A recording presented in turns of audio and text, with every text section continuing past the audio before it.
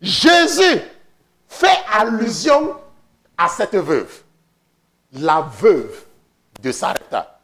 C'est pour cela que quand nous nous arrêtons sur la veuve de Sarepta, nous devons avoir une attitude particulière. Parce que l'histoire de cette veuve est une histoire particulière. Amen. Maintenant, retournons un peu dans 1 Roi chapitre 17 pour voir quelque chose d'intéressant. Maintenant, 1 Roi chapitre 17, on retourne là-bas. Ok, et regardons à partir du verset 10. Maintenant, la Bible dit que, rappelez-vous que c'est Dieu qui a dit à Élie que lève-toi et demain la carte, voici, j'ai commandé là à une veuve de te nourrir. Mais quand Élie arrive, voilà ce qu'il a. Il dit à la veuve, il part à Sarepta. Et il dit, oh, il y avait une veuve. Il dit à la veuve, apporte-moi l'eau.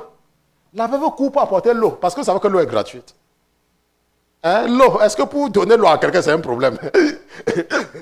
Quand je suis parti au Bénin la dernière fois, même quand je suis en Afrique, je me rends compte que la première chose que quelqu'un peut t'offrir, c'est l'eau.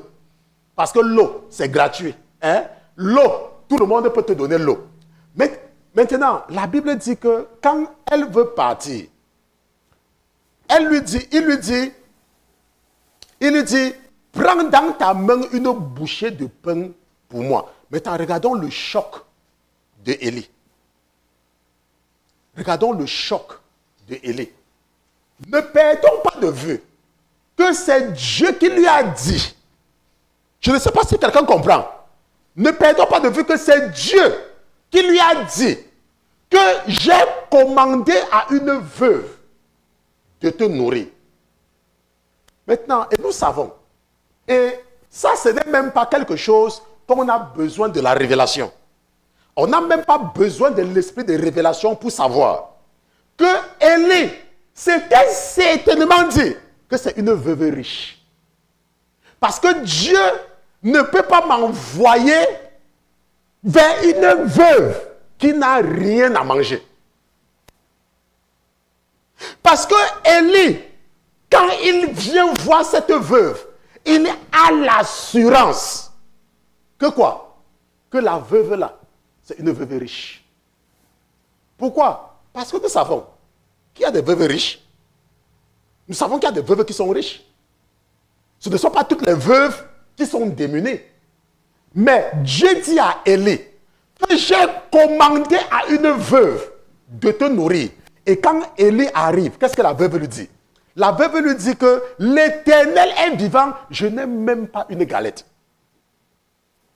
Je n'ai même pas une galette.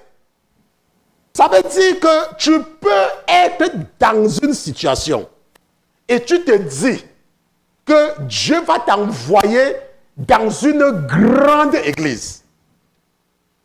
Mais l'Esprit de Dieu t'envoie vers un pasteur que personne ne connaît. Et quand tu arrives là-bas, il n'y a même pas les chaises pour s'asseoir. Il n'y a même pas les chaises. Tu arrives dans cette église, ils ont couvert l'église avec les tôles. Je ne sais pas comment on appelle les tôles au Bénin. Les tôles qu'on met sur les tôles. On appelle ça comment? Les tôles. Hein?